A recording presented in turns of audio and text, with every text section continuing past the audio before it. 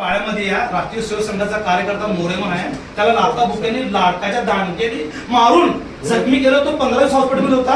कोणी भाजपचा आलं नाही. नरेंद्र काळे साहेब आले, शीडमध्ये भेट दिले, पोलिसांना गुन्हा बी दाखल होत होता. गुन्हा दाखल करून हे बिज्जू प्रधाने दमदाटी केला, डिपार्टमेंटला प्रेशर आणला आणि त्या शेवटी मग नरेंद्र काळे साहेबांनी फोन केल्यानंतर गुन्हा दाखल झाला. आज त्या पोराला दम देतात की केस मागे तसं काय प्रवेश दिलेला नाही. प्रवेशाबद्दल बोलतच नाही. यांनी धडधडीत म्हणते 6 महिने का तुम्ही पक्षाचं काम केलं नाही. तसं नाही. मेंबर एक 2 मिनिट बसा तुम्ही. असं नाही मला. 2 मिनिट बसा. ऐका एक मिनिट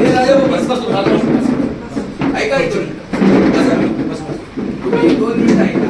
त्यांच्या म्हणण्याचा अर्थ नंतर ह्यांनी मनाने सर उत्तरचे काही कार्यकर्ते घेतले, डिक्लेअर केले, त्या सगळ्यांनी राजीनामे दिले.